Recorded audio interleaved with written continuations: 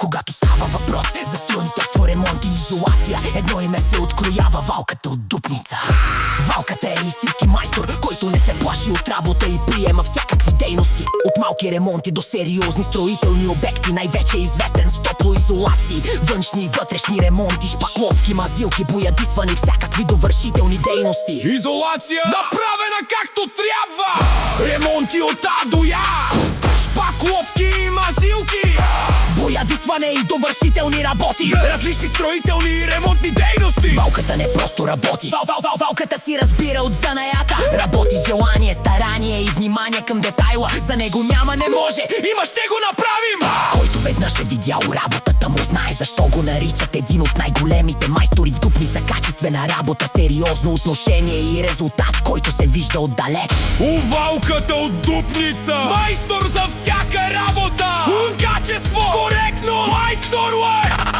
Ако трябва да се прави, Валката го прави. За Валката от Дупница, шампионът, легендата! Когато говорим за майстор, качество и човек, който разбира от работа, има само едно име, което заслужава да бъде споменато: За Валката от Дупница. Това не е просто майстор, това е легенда в занаята. Човек, който не се страхува от трудни задачи и няма работа, която да го оплаши. От първия до последния детайл всичко се прави с желание, точност и професионализъм.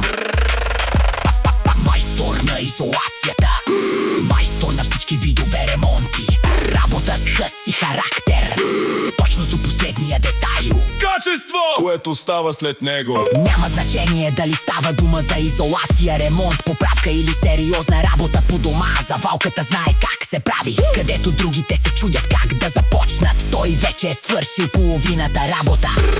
Няма такъв като него! Няма втори за Валката! Няма конкуренция, когато става въпрос за истински майстор!